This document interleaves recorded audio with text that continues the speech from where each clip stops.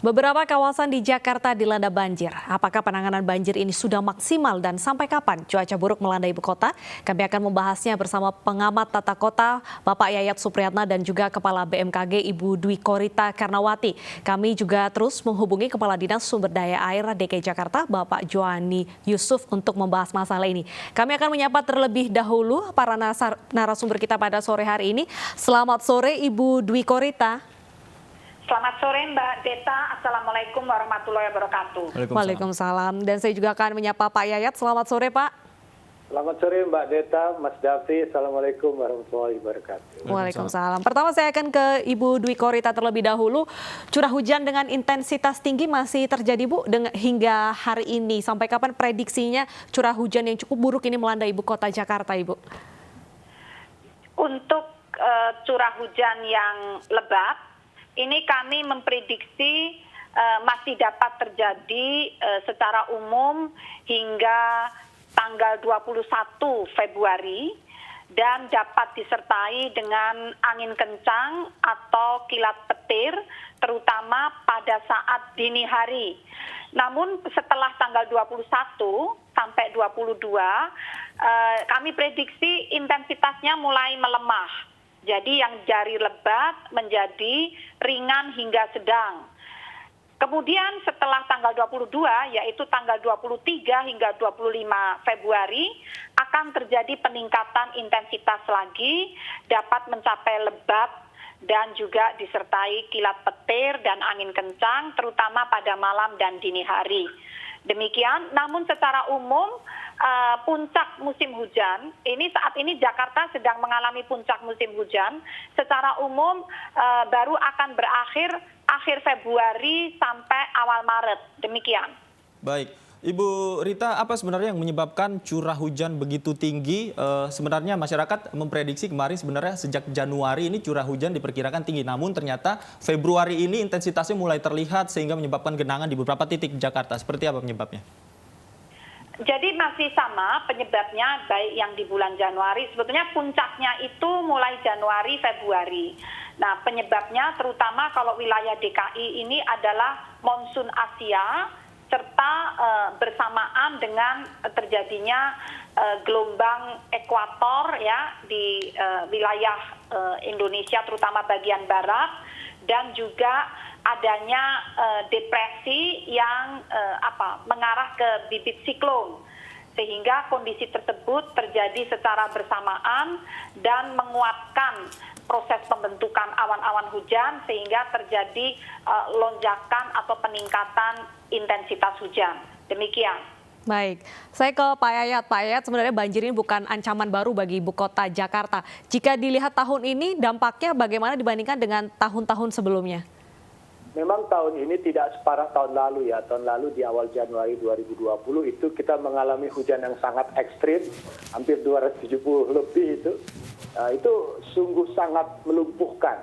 Hampir bisa dikatakan curah hujan ekstrim tahun 2020 itu hampir menyeluruh di wilayah Jabodetabek. Dan tahun ini kelihatannya pola penyebarannya masih terkonsentrasi di sekitar DKI Jakarta dan di wilayah Bekasi. Memang harus diakui bahwa lokasi-lokasi banjir sekarang ini bisa dikatakan menjadi lokasi banjir tanda kutip yang menjadi langganan. Seperti Cipinang Melayu.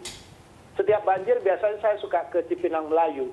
memang harus diakui aspek geografi, dari konturnya, dari posisi lokasinya, itu sangat rentan terkait dengan potensi genangan banjir pada saat curah hujan tinggi. Nah, kalau kita bandingkan juga dengan beberapa wilayah lainnya, hampir sebagian besar wilayah yang terkena dampak itu berada di bantaran sungai atau berada di daerah aliran sungai. Kalau saya bandingkan lagi dengan di Bekasi ya, ini sebagai perbandingan. Hasil analisis saya terkait dengan banjir di Bekasi, sebagian besar perumahan-perumahan formal atau pengembangan perumahan di kawasan Bekasi itu berada di bantaran sungai. Jadi bisa dikatakan bahwa sistem drainase yang mengarah langsung kepada badan sungai, jika sungai meluap itu otomatis akan menutup. Sama sekali air sangat tergantung kepada situasi dan kondisi di badan air utamanya untuk surutnya. Jadi bisa dikatakan kondisi jika curah hujan tinggi, otomatis yang harus diperhatikan adalah wilayah di sekitar bantaran sungai dengan tingkat kecekungan atau wilayah yang paling mendalam di dalamnya. Baik Pak Yayat, berarti bisa dibilang pencegahan untuk banjir setiap tahunnya ini belum maksimal ya, terutama di daerah langganan. Ya, ini yang paling sulit tantangannya. Tawarannya memang satu, kalau memang memungkinkan relokasi bisa siap atau tidak. Karena biasanya kalau upaya-upaya penanggulangan banjir itu selalu menghindari aspek relokasi penduduk atau pemindahan penduduk, misalnya dengan isu ke rumah susun. Dan tadi Ibu Dwi sangat menarik sekali mengatakan tentang potensi kemungkinan terjadinya hujan lebat ya pada tanggal 23 sampai 25. Artinya apa? Masyarakat yang terkena banjir sekarang, mungkin pada saat sekarang tanggal 18 dan 19 itu mengalami kebanjiran, kemudian nanti potensi kemungkinan terjadi. Jadi periodisasi ini dalam selama musim hujan bisa 2-3 kali. Nah pertanyaannya, bagaimana mengatasi warga-warga yang tinggal di kawasan yang paling rentan? Nah pertanyaannya, seberapa jauh kegiatan itu dilakukan? Karena tahun ini seingat saya, upaya yang dilakukan misalnya secara pemeliharaan rutin, yang kedua itu baru ada pembebasan tanah untuk upaya normalisasi yang sudah disepakati dengan pemerintah pusat. Jadi bisa dikatakan pada tahun 2021 ini dan 2020 kemarin itu adalah upaya-upaya untuk melakukan rekonstruksi ulang kepada kondisi daerah aliran sungai yang akan dibangun kembali untuk upaya normalisasi. Jadi bisa dikatakan tahun ini lebih banyak pada upaya pemeliharaan rutin dan upaya dalam konteks mengurangi risiko mitigasi bencana yang lebih parah pada saat pandemi dan terjadi banjir. Baik. Saya ingin kembali ke Ibu Rita. Bu Rita, tadi Anda katakan sampai 25 Februari ini curah hujan masih cukup tinggi. Kapan terjadinya rata-rata curah hujan tinggi ini? Jika kemarin kita berkaca kemarin, tengah malam dini hari ini terjadi hujan. Apakah berikutnya juga tengah malam? Umumnya di bulan-bulan Januari Februari ini kan di saat puncak musim hujan, umumnya bisa mulai sore hari tapi berlanjut sampai malam hari dan bahkan bisa menerus sampai dini hari, dan sangat lebih frekuensi yang dini hari ini juga termasuk yang sering sekali. Tidak hanya di Jakarta, di wilayah lainnya pun demikian, di Semarang dan beberapa wilayah lain di Indonesia juga demikian. Karena untuk pembentukan awan-awan hujan secara maksimal itu memerlukan waktu saat masih ada matahari, terjadi penguapan dari pagi sampai siang harinya. Baru siap untuk menjadi awan-awan hujan itu sore hari, dan mulai terkondensasi turun sebagai hujan itu mulai malam, bahkan bisa menerus sampai dini hari karena kapasitas atau volume awan hujan yang masif. Demikian. Baik.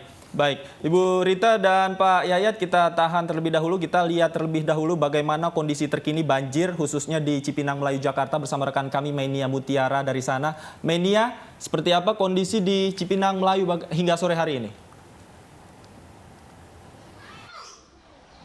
Ya, Davi dan pemirsa, saat ini kami masih berada di atas rubber boat milik tim pemadam kebakaran Jakarta Timur. Kami masih menelusuri kawasan RW 04 Kelurahan Cipinang Melayu, Kecamatan Makassar, Jakarta Timur, di mana di sini terdapat total 7 RT yang terendam banjir, dan seperti yang dapat Anda saksikan pemirsa, di sini banyak sekali warga yang memilih bertahan di atas rumah mereka, di dalam rumah mereka maksud kami, dibandingkan untuk dievakuasi. Nah, kami kan saat ini sedang bersama dengan tim evakuasi dari pemadam kebakaran Jakarta Timur.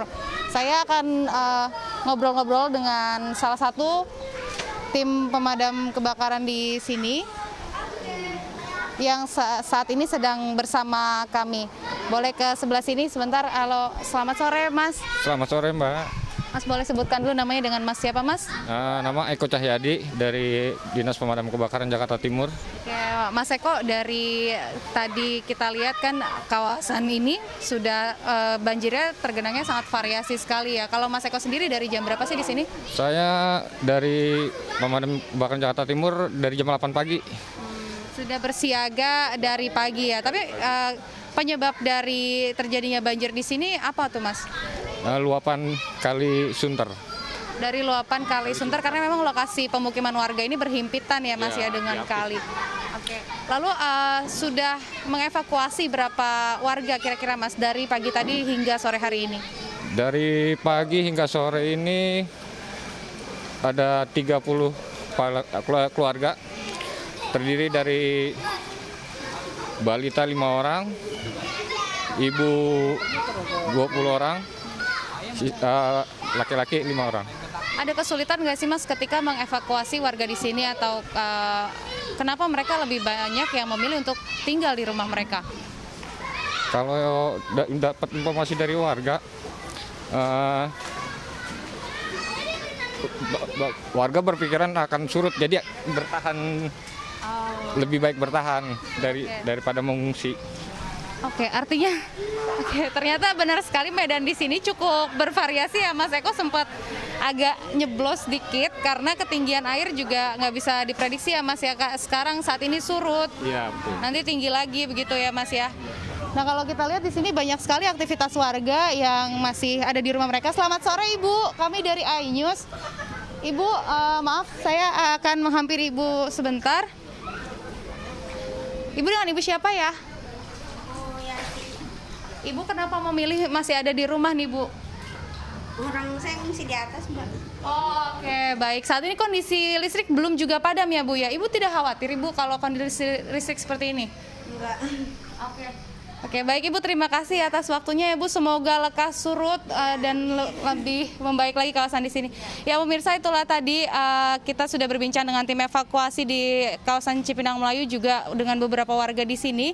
Dan memang pada kenyataannya warga memilih untuk tinggal di rumah mereka karena menurut mereka ini sudah menjadi banjir musiman dan nantinya akan surut, namun belum diketahui pasti karena lokasinya yang berhimpitan dan luapan air dari Kali Sunter di pemukiman warga kawasan Kelurahan Cipinang Melayu, Kecamatan Makassar, Jakarta Timur ini. Kembali ke studio. Baik, terima kasih Meni yang melaporkan langsung dari Cipinang Melayu, dan kita pemirsa akan kembali berdiskusi dengan Pak Yayat dan juga Bu Dwi Korita. Saya akan ke Pak Yayat.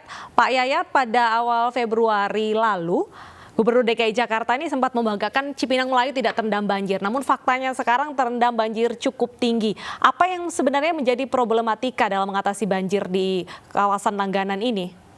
Sebetulnya yang menarik begini, kalau misalnya Cipinang Melayu bagian dari bantaran Sungai Sunter, Kali Sunter. Kali Sunter itu kan sudah disodet dengan banjir Kanal Timur, Kanal Banjir Timur lah gitu.